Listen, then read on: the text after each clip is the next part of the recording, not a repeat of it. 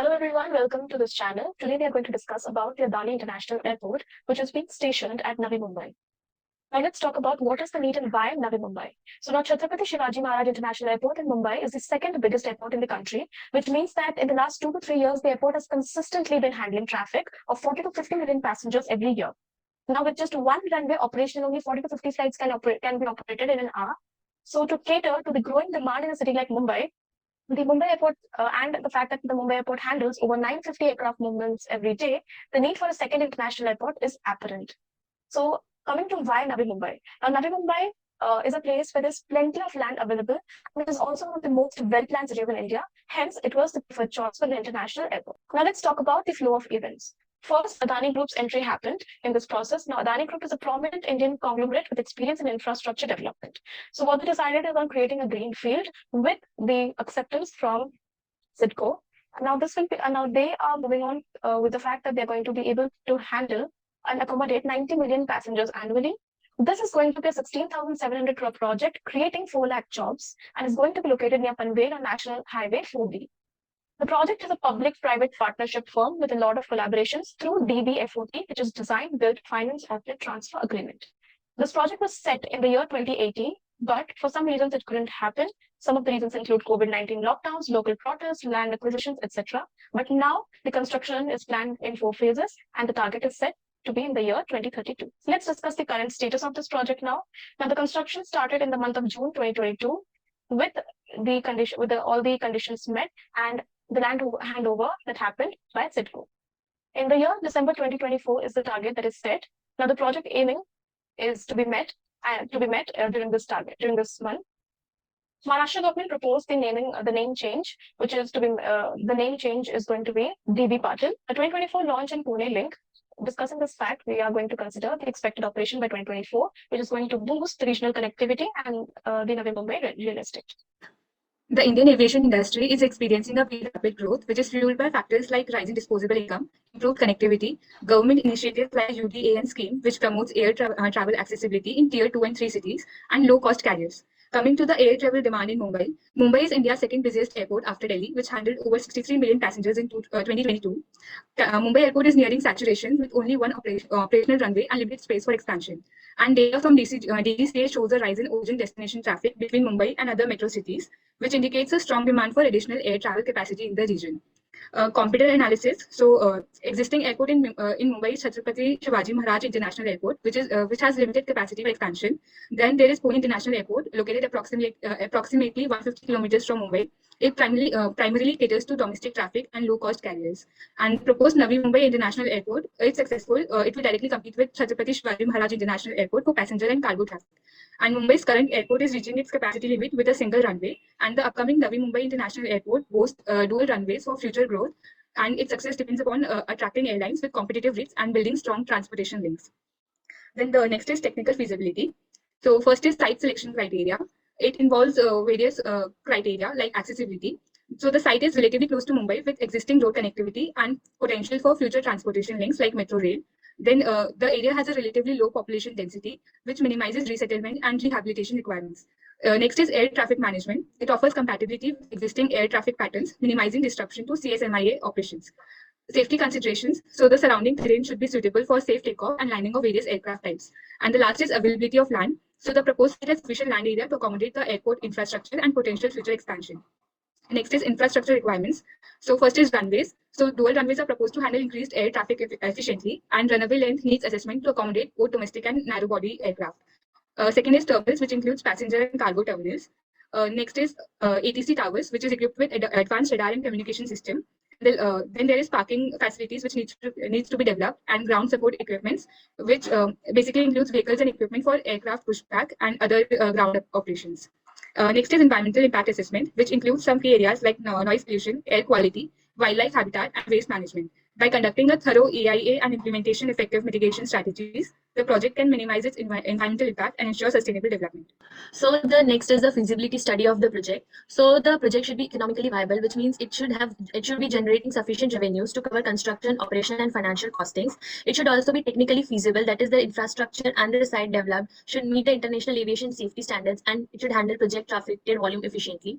The project should also be environmentally sustainable, and environmental risks should be minimized through mitigation strategies. The project should be socially responsible, and it should also comply with all the legal compliances or the legal acts. The next is the financial viability analysis, which includes two parts. First is the cost estimation. So this includes land acquisition cost, which has to be generally obtained from SIDCO, the construction cost, the equipment cost, and other operational costs. The table shows the example for the estimation cost, which has been provided on the official website by the Adani Group for the airport generation.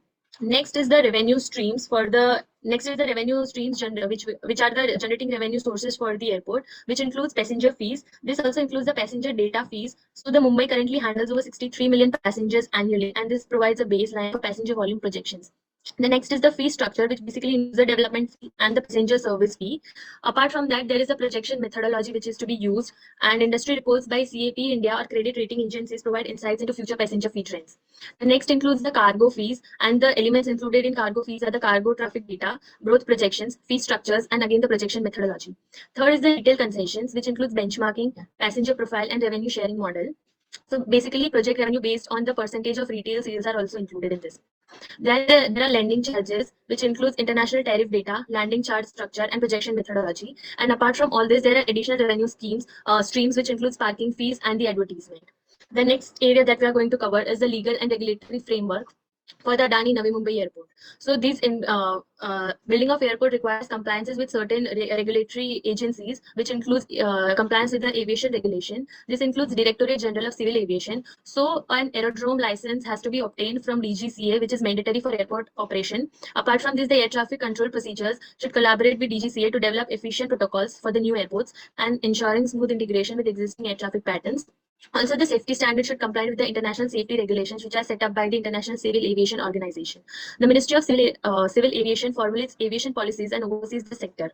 Also, the land acquisition and approvals also require certain permissions from Land Acquisition Act 2013 and Maharashtra Industrial Development Corporation, which is MIDC. Apart from this, the City and Industrial Development Corporation of Maharashtra, which is CIDCO, is involved in land-related approvals or infrastructural development near the airport site, as they were partners in the initial development program, and other local regulations should also be complied. Now, considering the environmental compliances, Environmental Protection Act of 1986 should be kept in alignment, and the EIS should be identified potential environmental impacts and establishes mitigation strategies. Also, if the project affects the wildlife habitats or specific clearances and mitigation plans, then the Act of Wildlife Protection Act of 1972 should also be complied with. The next thing which we have on our feasibility report is risk analysis for the Adani Navi Mumbai Airport. We have found out three types of major risks which are there: financial risk, operational risk, and regulatory risk. For the financial risk, we have mentioned over here construction cost overruns. Unforeseen circumstances or delays during construction can lead to increased expenditure, lower than projected passenger traffic. If the passenger traffic demand falls short of projections, revenue generation could be impacted. Economic downturn. A global or national economic slowdown could reduce travel demand and affect airline profitability. Debt financing challenges. Difficulty securing loans or unfavorable interest rates could increase the project cost. Coming on to operational risks, the risks which are here are delays in obtaining regulatory approvals. Environmental clearances, land acquisition permissions, and aviation licenses can be time-consuming to obtain. Air traffic management challenges. Integrating a new airport into existing air traffic patterns could lead to initial insufficiencies. Attracting airlines. New airports might struggle to attract airlines initially, impacting initial traffic volume. Labor shortages. A shortage of skilled workers in the aviation sector could delay construction or hamper operational efficiency. Regulatory risk. Changes in governmental policies. Policy change related to aviation regulations, environmental restrictions, or tax could impact profit viability. Stringent environmental regulations. Stricter environmental regulations could increase compliance cost and delays. Land acquisition disputes. Difficulties acquiring land from property owners could stall project development. And to mitigate this risk, we have few strategies over here. Financial risk. Through cost estimates, prepare detailed cost estimate with contingency buffers to account for potential cost overruns. Diversified revenues. Explore additional revenue sources beyond passenger and cargo fees, such as retail, concessions, or parking revenue. Financial modeling and sensitivity analysis. Develop robust financial models to assess the project sensitivity to changes in key assumptions like passenger traffic or construction cost. Secure favorable financing. Negotiate competitive loans terms with lenders to minimize financing cost. Operational risk. Effective project management. Implement strong project management practices to ensure timely completion within budget. And we can also do a collaboration with DCGA to develop efficient air traffic management plans for the new airport. Attractive incentives for airlines. offer competitive landing charges and ground handling fees to attract airlines. For workforce development programs, we can partner with educational institutions or implement training programs to address potential labor shortages. Coming on to regulatory risk, early engagement with regulators and having open communication with them and other regulatory bodies like DCGA, MOEFs, CC through the project lifecycle. Environmental impact minimization, implement effective mitigation strategies identified during EIA to minimize environmental impact and comply with regulations. Land acquisition transparency, ensure transparent land acquisition practices to minimize the risk of disputes. Like coming on to the conclusion of the feasibility report in brief, this report examines the feasibility of Adani Mumbai Airport, which has various pros and cons. For the pros, potentially economic viable and good passenger cargo traffic and cost management can be done over here. Technically feasible location with room for dual runways and advanced infrastructure. Cons, environmental impact needs careful assessment and mitigation. Legal approvals and aviation regulations must be addressed. There are few recommendations from our end. Redefined financial model with different scenarios. Conduct a comprehensive technical feasibility study. Develop a robust environmental management plan. Formulate a social impact assessment plan. Engage with regulators for approvals. Thank you so much.